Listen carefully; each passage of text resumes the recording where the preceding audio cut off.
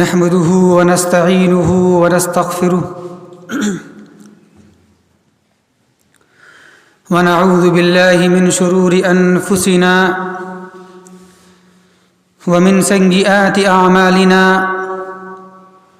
من يهده الله فلا مضل له ومن يضلله فلا هادي له وأشهد أن لا إله إلا الله وحده لا شريك له وأشهد أن محمدًا عبده ورسوله فأعوذ بالله من الشيطان الرجيم بسم الله الرحمن الرحيم يا أيها الذين آمنوا اتقوا الله حق تقاته ولا تموتن إلا وأنتم مسلمون يا أيها الناس اتقوا ربكم الذي خلقكم من نفس واحدة وخلق منها زوجها وبث منهما رجالا كثيرا ونساء واتقوا الله الذي تساءلون به والأرحام إن الله كان عليكم رقيبا يا أيها الذين آمنوا اتقوا الله وقولوا قولا سديدا يصلح لكم أعمالكم ويغفر لكم ذنوبكم ومن يطع الله ورسوله فقد فاز فوزا عظيما أما بعد فإن أحسن الكلام كلام الله وخير الهدى هدي محمد صلى الله عليه وسلم وشر الأمور محدثاتها وكل محدثة بدعة وكل بدعة ضلالة وكل ضلالة في النار قال الله تبارك وتعالى في القرآن المجيد والفرقان الحميد فأعوذ بالله من الشيطان الرجيم بسم الله الرحمن الرحيم ومن يشاقق الرسول من بعد ما تبين له الهدى ويتبع غير سبيل المؤمنين نوله ما تولى ونصله جہنم وساءت مصیرا۔ محترم سامعین کرام و معزز حاضرین جمعہ، ہمارا موضوع چل رہا ہے کہ منہج سلف کیا ہے۔ پچھلے ہفتے ہم نے منہج سلف کا 8واں منہج ذکر کیا تھا، اور وہ یہ تھا کہ صحابہ کا فہم اور ان کا قول و عمل کب حجت ہوگا، کب دلیل ہوگا، یہ ساری تفصیلات اس سے پہلے آپ کے سامنے آ چکی ہے۔ اب آئیے انشاءاللہ ہم آگے بڑھتے ہیں۔ سلف کا نواں منہج کیا ہے؟ تو سلف کا نواں منہج یہ ہے کہ مفصل اور مبین سے استدلال کرنا اور مجمل مختصر کو چھوڑ دینا۔ شیخ محمد بن عمر بازمول حفظہ اللہ بیان فرماتے ہیں کہ لیس من منہج السلف الکلام بالمجملات وترک التفصیل والبیان، کہ مجمل مختصر کی بنیاد پر فیصلہ کرنا، دلائل لینا، استدلال کرنا اور تفصیلات وضاحت کو چھوڑ دینا، یہ سلف کا منہج نہیں ہے۔ کیا مطلب؟ آئیے ذرا ہم اس کی وضاحت کرتے ہیں۔ سلف کا نواں منہج کیا ہے؟ سلف کا نواں منہج یہ ہے کہ مفصل اور مبین آیات اور احادیث کریمہ سے استدلال کرنا اور مجمل آیات کریمہ یا مجمل احادیث کریمہ سے پرہیز کرنا، اس سے دلائل استدلال نہ لینا۔ مفصل اور مبین، اس کا معنی کیا ہے؟ مفصل اور مبین کا معنی ہوتا ہے جس کی وضاحت کی گئی ہو، جس کو تفصیلات کے ساتھ بیان کیا گیا ہو، جس کی وضاحت کی گئی ہو، جس کو کھول کھول کے بیان کر دیا گیا ہو، اور مجمل کا معنی ہوتا ہے جس کو مختصر بیان کیا گیا ہو، جس کی تفصیلات، جس کی وضاحت نہ کی گئی ہو، اس کو مجمل مختصر بولا جاتا ہے۔ اس کا مطلب کیا ہے؟ یعنی مطلب یہ ہے کہ قرآن کے اندر بہت ساری آیات کریمہ ایسی ہیں جس میں کسی مسئلے کے تعلق سے وضاحت موجود نہیں ہے، تفصیلات موجود نہیں ہیں، یا بہت ساری اسی طرح بہت ساری احادیث ایسی ہیں جس میں کسی مسئلے کے تعلق سے تفصیلات موجود نہیں ہیں، وضاحت موجود نہیں ہے، بلکہ مختصر ہے، مجمل ہے۔ اور اسی کے برعکس، اسی کے برخلاف دوسری شکل یہ بھی ہے کہ قرآن کے اندر بہت ساری آیات کریمہ ایسی ہیں جس میں کسی مسئلے کے تعلق سے وضاحت موجود ہے، تفصیلات موجود ہے، یا اسی طرح احادیث کے اندر کسی مسئلے کے تعلق سے وضاحت موجود ہے، تفصیلات موجود ہے۔ تو معلوم یہ ہوا کہ قرآن کے اندر دو طرح کی آیت کریمہ ہیں۔ ایک آیت کریمہ تو وہ ہیں جس میں کسی مسئلے کے تعلق سے وضاحت موجود نہیں ہے، مجمل ہے، مختصر ہے، یا اسی طرح احادیث کے اندر بہت ساری احادیث ایسی ہیں جس میں کسی مسئلے کے تعلق سے وضاحت موجود نہیں ہے، مختصر ہے، مجمل ہے، لیکن اسی جگہ اور احادیث کے اندر ہی اسی مسئلے کے تعلق سے وضاحت موجود ہے، تفصیلات موجود ہے۔ تب کیا کرنا ہے؟ تو قرآن کی وہ آیت کریمہ جو مجمل ہے، جو مختصر ہے، جس کی وضاحت نہیں کی گئی ہے، جس کے اندر تفصیلات بیان نہیں کیا گیا ہے کسی مسئلے کے تعلق سے، یا وہ احادیث جس حدیث کے اندر کسی مسئلے کے تعلق سے وضاحت نہیں کی گئی ہو، تفصیلات بیان نہیں کی گئی ہو، مجمل ہے، مختصر ہے، تو وہ آیت کریمہ، وہ حدیث جو مجمل ہو، مختصر ہو، وہ اس کو مفصل آیت کریمہ اور مفصل احادیث کی روشنی میں سمجھا جائے گا۔ یعنی جو آیت کریمہ مفصل ہے، وضاحت موجود ہے جس آیت کریمہ کے اندر میں، یا جس حدیث کے اندر میں وضاحت موجود ہے، تفصیلات موجود ہے، اس کو لیا جائے گا، اس سے دلیل لیا جائے گا، اس سے مسائل عقائد کو لیا جائے گا، اور جس مسئلے کے اندر میں یا جس آیت کریمہ کے اندر میں یا جس حدیث کے اندر میں مختصر بیان کیا گیا ہو، مجمل بیان کیا گیا ہو، اس حدیث سے یا اس آیت کریمہ سے عقائد کو، مسائل کو نہیں لیا جائے گا۔ یہ ہے اس کا مطلب۔ لیکن اہل باطل کا طریقہ اصول کیا ہوتا ہے؟ اہل باطل کا طریقہ اور گمراہ فرقوں کا منہج اصول یہ ہوتا ہے کہ وہ اپنے غلط عقائد و نظریات کو ثابت کرنے کے لیے مجمل یعنی مختصر آیت کریمہ یا مختصر حدیث سے استدلال کرتے ہیں، دلائل پیش کرتے ہیں، اور انہی مختصر آیت کریمہ اور مختصر احادیث شریفہ سے اپنے عقائد کو، نظریات کو ثابت کرتے ہیں۔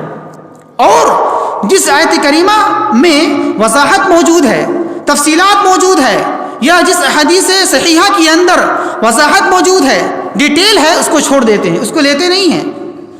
کیا لیتے ہیں؟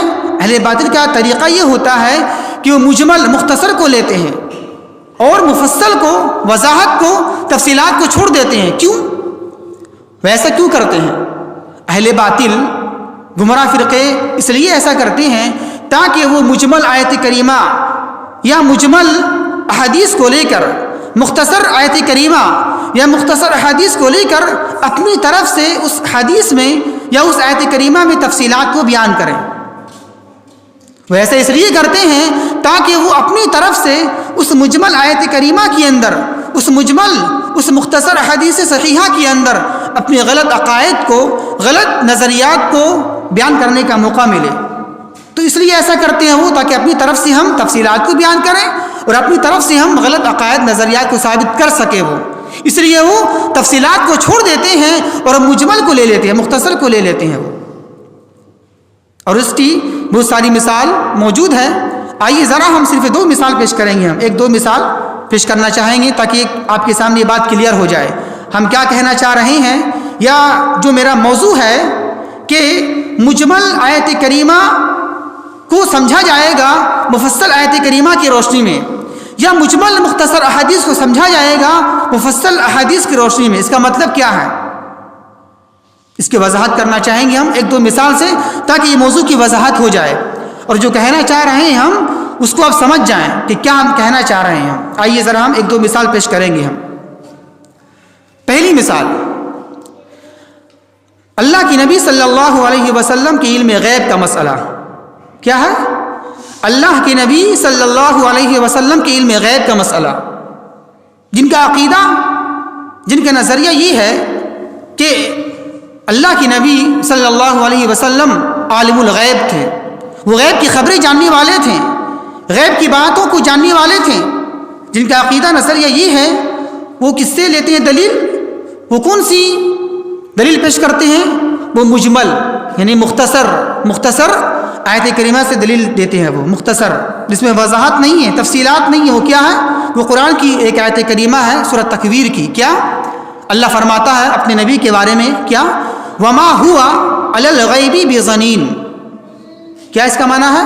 وما ہوا علی الغیب بظنین، اس کا معنی یہ ہوتا ہے، اللہ فرماتا ہے نبی کے بارے میں کہ اللہ کی نبی صلی اللہ علیہ وسلم غیب کی باتیں بتانے میں، ذرا غور کیجئے گا، غیب کی باتیں بتانے میں بخالت نہیں کرتے ہیں، بخیلی کرتے نہیں ہیں۔ اب دیکھیے یہ آیت کریمہ مجمل ہے، مختصر ہے، اس میں تفصیلات ڈیٹیل نہیں اس میں ہے کہ اللہ کی نبی بتاتے ہیں غیب، تو کیسے بتاتے ہیں؟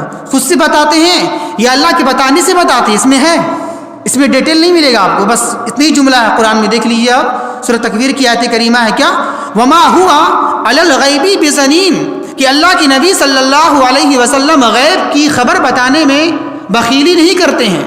یہ مجمل ہے، مختصر ہے، اس میں تفصیلات موجود نہیں ہیں، اس میں ڈیٹیل نہیں ہے کہ اللہ کے نبی خبر بتاتے تو کیسے بتاتے ہیں، خود سے بتاتے ہیں یا اللہ کے بتانے سے بتاتے ہیں؟ نہیں نہ ہے۔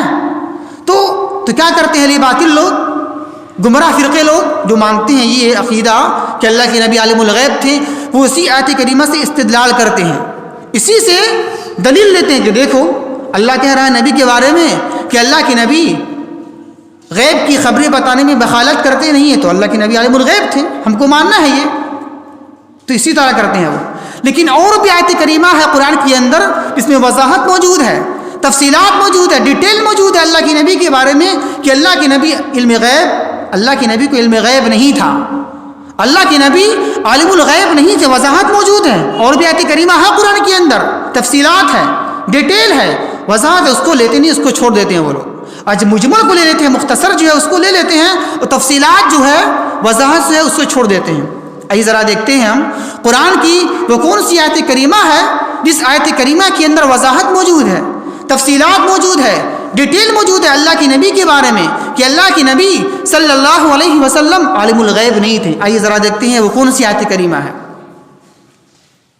پہلی آیت کریمہ سورہ انعام کی، کیا اللہ بیان کرتا ہے اپنے نبی صلی اللہ علیہ وسلم کو خطاب کرتے ہوئے کہ قل لا اقول لکم عندی خزائن اللہ ولا اعلم الغیب الا اللہ، کیا اللہ بیان کر رہا ہے نبی کے بارے میں، قل اے نبی آپ کہہ دیجئے، آپ یہ اعلان کر دیجئے، قل لا اقول لکم عندی خزائن اللہ، آپ کہہ دیجئے کہ میں یہ نہیں کہتا ہوں کہ میرے پاس اللہ کے خزانے ہیں، اور یہ بھی کہہ دیجئے میرے نبی کیا کہہ دیجئے آپ، اور یہ بتلا دیجئے، یہ اعلان کر دیجئے کہ ولا اعلم الغیب الا اللہ۔ دیکھیے اتنے صاف، کتنی وضاحت موجود ہے، میں غیب نہیں جانتا ہوں سوائے اللہ کے، میں غیب جاننے والا نہیں ہوں، سوائے اللہ ہی جانتا ہے غیب۔ دیکھیے کتنا کلیئر ہے، وضاحت ہے، اس میں الفاظ موجود ہیں، ولا اعلم الغیب، میں غیب کی خبریں نہیں جانتا ہوں، الا اللہ، سوائے اللہ کے، اللہ ہی جاننے والا ہے، وضاحت موجود ہے، تو اس کو لیا نہیں، مختصر کو لے لیا، تفصیلات کو چھوڑ دیا۔ اسی طرح ایک سورہ اعراف کی آیت کریمہ ہے، اللہ بیان کرتا ہے نبی کے بارے میں کیا قل لا املک لنفسی نفعا ولا ضرا الا ما شاء اللہ ولو كنت اعلم الغیب لاستكثرت من الخیر وما مسنی السوء ان انا الا نذیر مبین۔ کیا اللہ بیان کرتا ہے قل، اے میرے نبی، اے میرے محبوب صلی اللہ علیہ وسلم، آپ یہ لوگوں سے کہہ دیجئے، آپ یہ لوگوں کو بیان کر دیجئے، کیا لا املک لنفسی نفعا ولا ضرا الا ما شاء اللہ، میں خود اپنے نفس کے لیے میں خود اپنے لیے کسی نفع نقصان کا مالک نہیں ہوں، الا ماشاء اللہ، جو کچھ سوائے اللہ جو چاہے. ولو کنت اعلم الغیب، آگے اللہ بیان کرتا ہے کیا نبی کے بارے میں، اور اے نبی آپ یہ بھی اعلان کر دیجئے ولو کنت اعلم الغیب، اگر میں غیب کی خبریں جانتا، غیب کی باتوں کو جانتا تو میں بہت ساری بھلائی کو حاصل کر لیتا، بہت سارے خیر کو سمیٹ لیتا، بھلائی کو حاصل کر لیتا، اور مجھے پریشانی مصیبت نہیں آتی. ان انا الا نذیر مبین، میں تو صرف ایک کھلم کھلا ڈرانے والا ہوں. یہاں بھی دیکھ لیجیے وضاحت موجود ہے، کلیئر آیت کریمہ ہے، تفصیلات موجود ہے، واضح ہے، اس میں مجمل نہیں ہے، کوئی ڈھکا چھپا نہیں ہے، وضاحت موجود ہے. اللہ کے نبی یہ اعلان کر رہے ہیں زبان سے کہ اے نبی آپ کہہ دیجئے مجھے غیب کی خبریں نہیں ہیں، وضاحت موجود ہے. تو لوگوں نے کہا کہ اس کو چھوڑ دیا، اس کو نہیں لیا، جو مجمل ہے اس کو لے لیا، جو مختصر ہے اس کو لے لیا اور تفصیلات کو چھوڑ دیا. اسی طرح ایک اور آیت کریمہ ہے سورہ جن کی، کیا اللہ بیان کرتا ہے عالم الغیب فلا یظہر علی غیبہ احدا الا من ارتضی من رسول. کیا ہے اس کا معنی؟ کہ عالم الغیب، کہ اللہ ہی غیب کا جاننے والا ہے، اللہ ہی غیب کا جاننے والا ہے، اور اللہ تبارک و تعالی اپنی غیب کی خبروں کو ظاہر کرتا نہیں کسی کے اوپر میں، مگر اس پر ظاہر کرتا ہے جس رسول کو، نبی کو چن لے، جس نبی کو، جس رسول کو چن لیتا ہے اللہ تبارک و تعالی، اس پر اپنی غیب کی خبروں کو ظاہر کرتا ہے، بتا دیتا ہے. اب ذرا دیکھیے اس آیت کریمہ میں یہ بات ثابت ہوتی ہے اس آیت کریمہ سے کہ صرف اللہ تبارک و تعالی ہی غیب کو جاننے والا ہے، کوئی اور نہیں ہے. کوئی نبی رسول اگر غیب کی خبریں بتاتے ہیں، جانتے ہیں، تو اللہ کے بتانے سے بتاتے ہیں، وہ اپنی طرف سے بتاتے نہیں. جیسے اللہ بیان کرتا ہے فلا یظہروا، اللہ غیب کو ظاہر کرتا نہیں ہے مگر اس پر جو رسول کو چن لے. تو پتہ اس سے یہ چلا کہ صرف اللہ ہی غیب کو جاننے والا ہے. جو نبی رسول غیب کی خبریں بتاتے ہیں آپ کو، وہ اللہ کے بتانے سے بتاتے ہیں، اپنی طرف سے بتاتے نہیں ہیں. تو غیب کی خبریں کہتے کس کو ہیں؟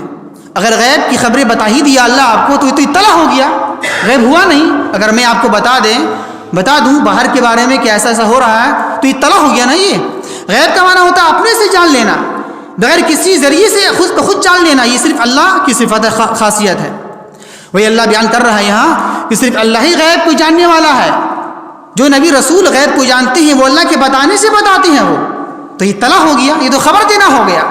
تو معلوم یہ ہوا کوئی نبی رسول اپنی طرف سے بتاتے نہیں ہیں بلکہ اللہ کے بتانے سے بتاتے ہیں، وہ تو یہ غیب ہے ہی نہیں ہے. اسی طرح ایک اور آیت کریمہ ہے سورہ یوسف کی، کیا اللہ بیان کرتا ہے الف لام را تلک آیات الکتاب المبین، کہ یہ کتاب مبین کی آیات کریمہ ہے. اس کے بعد اللہ بیان کرتا ہے کیا انا انزلناہ قرآنا عربیا لعلکم تعقلون، ہم نے اس قرآن کو عربی زبان میں نازل کیا ہے. کیوں؟ تاکہ لوگ سمجھ جائیں. اس کے بعد آگے اللہ بیان کرتا ہے نحن نقص علیک احسن القصص بما اوحینا الیک هذا القرآن وان كنت من قبله لمن الغافلین. اے میرے نبی صلی اللہ علیہ وسلم، ہم آپ کے سامنے اچھا قصہ، مراد یہاں یوسف علیہ السلام قصہ بیان کیا جا رہا ہے یہاں پر.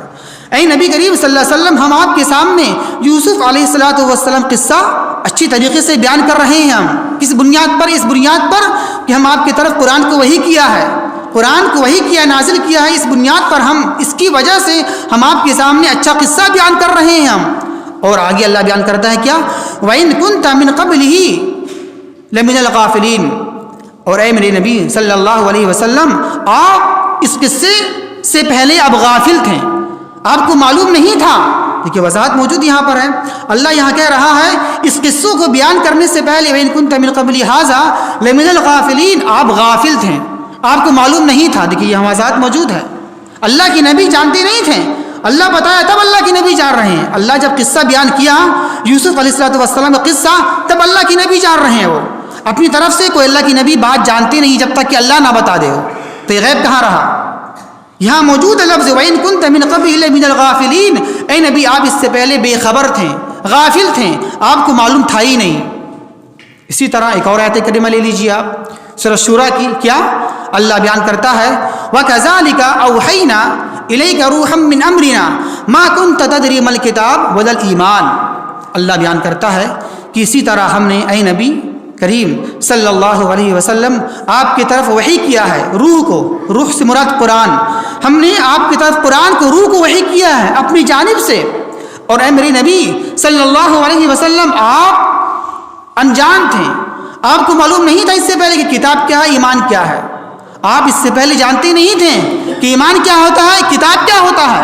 تو یہاں وضاحت موجود ہے۔ دیکھیے اللہ کے نبی کے بارے میں اللہ کہہ رہا ہے کہ آپ جانتے نہیں تھے اس سے پہلے کتاب کیا ہوتا ہے، ایمان کیا ہوتا ہے۔ جب اللہ نے کتاب دی آپ کو، بتایا ایمان یہ ہے، تب جانے آپ کتاب یہ ہے اور ایمان یہ ہے۔ اس سے پہلے آپ قرآن کی نازل ہونے سے پہلے آپ بے خبر تھے، آپ غافل تھے، آپ انجان تھے، آپ جانتے نہیں تھے۔ تو یہاں وضاحت موجود ہے کہ اسی طرح بہت ساری آیات کریمہ جس میں وضاحت تفصیلات موجود ہیں اللہ کے نبی کے تعلق سے، کہ اللہ کے نبی صلی اللہ علیہ وسلم غیب کی باتیں جاننے والے نہیں تھے۔ کب وہ جانتے تھے؟ اللہ کے بتانے سے جانتے تھے۔ وہ یہ تو اطلاع ہو گیا، یہ تو خبر دینا ہو گیا، یہ غیب نہیں ہے۔ جب کسی نے آپ کو بتا دیا کہ باہر میں ایسا ہو رہا ہے اور آپ نے مجھے بتا دیا، یہ تو اطلاع ہے، یہ تو خبر دینا ہے، یہ غیب کی خبریں نہیں ہیں۔ تو اسی طرح بہت ساری آیات کریمہ بھری ہیں قرآن کریم کے اندر میں، جس سے ثابت ہوتا ہے، یہ بات ثابت ہوتی ہے کہ اللہ کے نبی صلی اللہ علیہ وسلم عالم الغیب نہیں تھے۔ وضاحت کلیئر موجود ہے، لیکن کیا کرتے ہیں وہ اہل باطل لوگ؟ مجمل آیت کریمہ مختصر جس میں وضاحت نہیں ہے اس کو پیش کرتے ہیں، بولتے ہیں کیا دیکھو اللہ کے نبی عالم الغیب تھے۔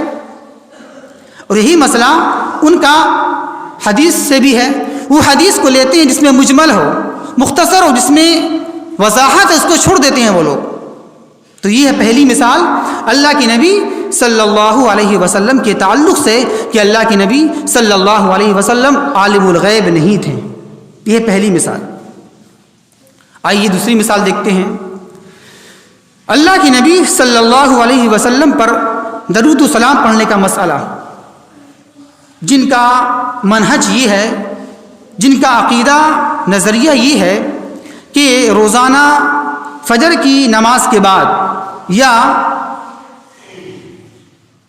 جمعہ کی نماز کے بعد یا جلسہ کے اختتام پر کھڑے ہو کر ہاتھ باندھ کر یوں کہنا الصلاۃ والسلام علیک یا رسول اللہ یا نبی اللہ، جو بھی کہنا، تو یہ کس سے لیتے ہیں دلیل؟ وہ لوگ کیسے مانتے ہیں؟ وہ لوگ یہ جو مانتے ہیں کہ ہم یہ کہتے ہیں الصلاۃ والسلام علیک یا حبیب اللہ یا رسول اللہ، تو وہ کون سی آیت کریمہ پیش کرتے ہیں؟ وہ اس عمل کی بنیاد پر کیا پیش کرتے ہیں؟ وہ قرآن کی مجمل مختصر آیت کریمہ لیتے ہیں۔ کیا سورہ احزاب کی ایک آیت کریمہ ہے، کیا اللہ بیان کرتا ہے ان اللہ وملائکتہ یصلون علی النبی یا ایھا الذین آمنوا صلوا علیہ وسلموا تسلیما۔ اس کا معنی کیا ہوتا ہے کہ بے شک اللہ تبارک و تعالی اور اس کے فرشتے درود پڑھتے ہیں، تو اے مومنو تم بھی درود پڑھو، سلام پڑھو اللہ کے نبی صلی اللہ علیہ وسلم کے اوپر میں۔ تو اب ان لوگوں نے کیا کیا؟ اہل باطل لوگوں نے اس آیت کریمہ کو لے لیا، مجمل ہے، یہ تو مختصر ہے نا، اس میں وضاحت نہیں ہے کب پڑھنا ہے، کیسے پڑھنا ہے، کہاں پڑھنا ہے، کن الفاظ کے ساتھ پڑھنا، وضاحت ہے؟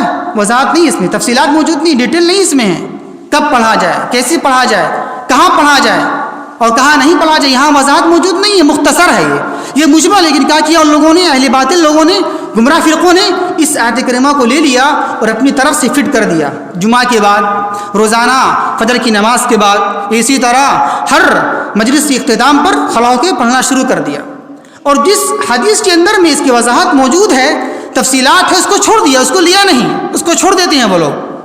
آئیے ذرا دیکھتے ہیں اس کی وضاحت کیا ہے، حدیث کے اندر میں درود و سلام کی وضاحت کیا ہے، اس کی تفسیر کیا ہے۔ آئیے ذرا دیکھتے ہیں ہم۔ مسلم شریف کتاب الصلاۃ کی ایک حدیث ہے، حضرت ابو مسعود انصاری رضی اللہ تعالیٰ عنہ بیان فرماتے ہیں کہ ہم سعد بن عبادہ کی مجلس میں بیٹھے ہوئے تھے، اچانک اللہ کے رسول صلی اللہ علیہ وسلم ہمارے درمیان تشریف لائے، آ گئے، تو چنانچہ بشیر بن سعد رضی اللہ تعالیٰ عنہ نے اللہ کے رسول صلی اللہ علیہ وسلم سے پوچھا، کیا پوچھا؟ یہ کہا کہ امرنا اللہ ان نصلی علیک یا رسول اللہ فکیف نصلی علیک۔ کہا یہ کہ اے اللہ کے رسول صلی اللہ علیہ وسلم، اللہ حکم دیتا ہے قرآن میں کہ ہم آپ پر درود پڑھیں، تو آپ پر درود کیسے پڑھیں ہم؟ آپ ذرا مجھے بتائیے۔ تو اس کے بعد اللہ کے رسول ذرا خاموش ہو گئے، تو صحابی بیان یہ کرتے ہیں کہ میں نے تمنا کیا کہ کاش کہ وہ سوال نہ کرتے، ہم یہ سوال کرتے ان سے، جو سوال انہوں نے کیا وہ سوال اللہ کے نبی سے ہم کرتے، ہم یہ تمنا کیا راوی حدیث نے۔ تو چنانچہ ذرا دیر خاموش رہ کر اللہ کے نبی صلی اللہ علیہ وسلم نے اس صحابی رسول کو سکھایا کہ یوں کہو، کیا کہو، اس طرح کہو، کیا، اللہم صلی علی محمد وعلی آل محمد کما صلیت علی ابراہیم وبارک علی محمد وعلی آل محمد انک حمید مجید فی العالمین، اور بھی مستری درود ہے الفاظ کے ساتھ، کمی بیشی کے ساتھ الفاظ موجود ہیں۔ تو اس طرح اللہ کے نبی درود سکھایا کہ یہ پڑھو درود شریف۔ اس کے بعد کہتے اللہ کے نبی صلی اللہ علیہ وسلم کہ والسلام کما قد علمتم، اب رہا سلام کا مسئلہ، وہ تم جانتے ہو، درود سکھا لیا، درود تو ایسے پڑھنا ہے آپ کو، اللہم صلی علی محمد، اب جانتے ہیں درود کیسے پڑھا جاتا ہے، معلوم آپ کو ہے۔ اب رہا سلام کا مسئلہ، تو سلام بھی تم جانتے ہو، سلام کیسے پڑھنا ہے تم کو پہلے سے معلوم ہے۔ سلام کب پڑھا جاتا ہے؟ نماز کے اندر میں تشہد کی حالت میں، السلام علیکم ایھا النبی ورحمۃ اللہ وبرکاتہ، یہ سلام کا الفاظ موجود ہیں۔ تو سلام کا طریقہ صحابہ کرام جانتے تھے، اب درود کیسے پڑھنا وہ بھی سکھا دیا اللہ کی نبی نے، کہ درود ایسا پڑھا کرو، اللہم صلی علی محمد وعلی آل محمد کما صلیت علی ابراہیم وعلی آل ابراہیم انک حمید مجید، اللہم بارک علی محمد وعلی آل محمد کما بارکت علی ابراہیم وعلی آل ابراہیم انک حمید مجید۔ یہ طریقہ بتا دیا اللہ کی نبی نے، اس طرح پڑھنا ہے آپ کو، ان الفاظ کے ساتھ آپ کو استعمال کرنا ہے درود شریف۔ اسی طرح ایک اور حدیث ہے بخاری شریف کی، ایک صحابی نے پوچھا اللہ کے نبی صلی اللہ علیہ وسلم سے، اے اللہ کے رسول صلی اللہ علیہ وسلم، سلام کو تو ہم جانتے ہیں، سلام کیسے پڑھنا مجھے معلوم ہے، سلام کا طریقہ کیفیت مجھے معلوم ہے، یہ نماز کے اندر پڑھنا تشہد کے حالات میں یہ مجھے معلوم ہے، اب درود کیسے پڑھیں ہم؟ نماز میں جب ہوں تو ہم درود کیسے پڑھیں گے ہم؟ ذرا مجھے بتائیے آپ۔ تو اس کے بعد اللہ کے نبی صلی اللہ علیہ وسلم نے درود کے الفاظ سکھا دیا صحابی رسول کو۔ تو ان دو حدیث سے معلوم کیا چلا؟ ان دو حدیث سے معلوم یہ ہوتا ہے کہ صحابہ کرام نے یا کسی بھی صحابی نے کسی آیت کریمہ کو لے کر فٹ نہیں کیا، اپنی طرف سے منطبق نہیں کیا، سیٹنگ نہیں کیا، جہاں تہاں سیٹنگ کر لیں ہم اور جہاں تہاں اس کو پڑھ لیں، نہیں، ایسا نہیں کیا صحابہ کرام نے، بلکہ صحابہ کرام نے کیا کیا، قرآن کی آیت کریمہ کو نبی سے سمجھا ہے کہ نبی یہ آیت کریمہ ایسی ہے، ہم کس طرح پڑھیں گے، ہم کہاں پڑھیں گے، ہم ذرا مجھے بتا دیجیے آپ۔ تب اللہ کے نبی نے وضاحت کیا کہ ہاں اس کو ایسے پڑھو، سلام کو یہاں پڑھو، درود کو یہاں پڑھو، اس طرح پڑھو، کہ یہ وضاحت موجود ہے۔ تو خلاصہ کلام معلوم یہ ہوا، اللہ تبارک و تعالیٰ نے جو حکم دیا ہے قرآن کے اندر میں صلاۃ السلام کا کہ صلاۃ السلام پڑھو، تو سلام کے الفاظ کو صحابہ کرام نے نماز کے اندر سلام پر محمول کیا ہے، خاص کیا ہے، السلام علیکم ایھا النبی، تو سلام آپ کو یہاں پڑھنا ہے نماز کے اندر میں، کھڑا ہو کے نہیں پڑھنا ہے، السلام علیکم یا رسول اللہ، کھڑا ہو کے نہیں پڑھنا آپ کو ہے، بلکہ نماز کے اندر بھی تشہد کے حالت میں آپ کو السلام علیکم ایھا النبی جو ہے وہ پڑھنا ہے آپ کو۔ اب رہا مسئلہ درود کا کہ درود کہاں پڑھیں ہم، درود کا مسئلہ، تو درود پڑھنا ہے آپ کو نماز ہی کی حالت میں تشہد کے بعد، یہ واجب ہے۔ کب پڑھنا ہے درود؟ اللہم صلی علی، اس کو بولتے ہیں درود، یہ کب پڑھنا ہے؟ یہ نماز ہی کی حالت میں تشہد کے بعد درود پڑھنا ہے آپ کو، تو یہ ہے یہ واجب۔ اب اس کے علاوہ درود شریف پڑھنے کے مواقع اور بھی ہیں جو مسنون ہیں، سنت سے ثابت ہیں، وہ کیا ہیں وہ بھی ذرا آپ دیکھ لیں۔ جو الفاظ ثابت ہیں اللہ کے نبی اور جو جگہ ثابت ہیں اللہ کے نبی سے درود پڑھنے کے، وہ ہیں آپ کے تقریباً 12 ہیں، وہ نماز کے علاوہ جو ہے، نماز کے علاوہ وہ 12 ہیں۔ وہ کیا ہے؟ پہلا، نماز جنازہ میں دوسری تکبیر کے بعد، اسی طرح دوسرا، جب اللہ کے نبی کا نام لیا جائے، ذکر کیا جائے تو یہاں آپ کو درود پڑھنا ہے۔ اسی طرح تیسرا، ہر مجلس میں، ہر بیٹھک میں آپ کو درود شریف پڑھنا ہے۔ چوتھا، دعا مانگنے سے پہلے آپ کو درود شریف پڑھنا ہے۔ پانچواں، جمعہ کے روز کثرت سے آپ کو درود پڑھنا ہے۔ چھٹا، صبح شام درود پڑھنا ہے آپ کو۔ ساتواں، اذان کے بعد درود شریف پڑھنا ہے آپ کو۔ اسی طرح آٹھواں، مسجد میں داخل ہوتے اور نکلتے وقت آپ کو درود شریف پڑھنا ہے۔